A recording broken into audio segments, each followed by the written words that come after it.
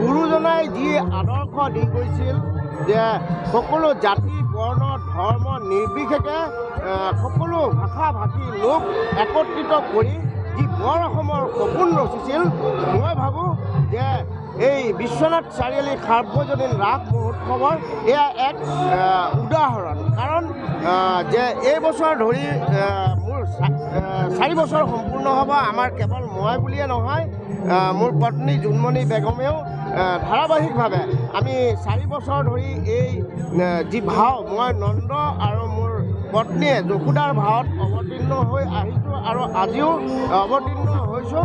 গতিকে ক'ব লাগিব যে আচলতে এক সমন্বয়ৰ যি মিলনভূমি, সমন্বয়ৰ বাৰ্তা সমগ্ৰ অসমতে এই ৰাসৰ দ্বাৰা মই দিব বিচাৰিছোঁ। হয়, আচলতে এই ৰাসখনেই তাৰ উদাহৰণ।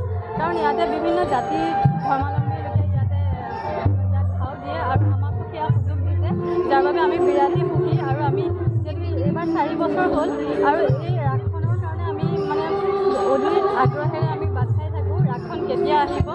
আৰু ইয়াতে সঁচাকৈ ভাও লৈ খুব ভাল লাগে। আৰু বিশেষকৈ ইয়াৰ উদ্যোক্তা কমিটি আৰু ইয়াৰে গাঁৱৰ যিখিনি মানুহ আছে সঁচাকৈ বিৰাট ভাল আৰু আমাক খুব মৰম কৰে তেওঁলোকে। সেইকাৰণে ইয়াত ভাও লৈও খুব ভাল লাগে।